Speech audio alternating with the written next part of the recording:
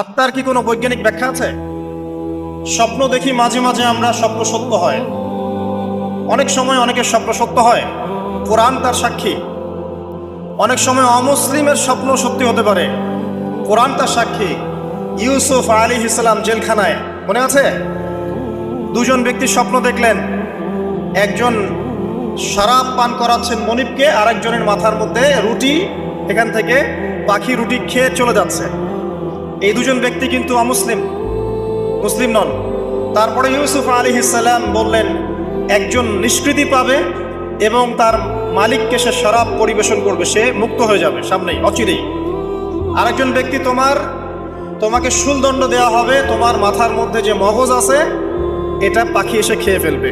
কদি আলাম, এটা হয়ে গেছে, এটা আল্লাহর পক্ষ থেকে ফয়সালা। তাহলে এই স্বপ্ন মিথ্যা ছিল না সত্য? তো এই স্বপ্নের বৈজ্ঞানিক কি ব্যাখ্যা আছে? বিজ্ঞান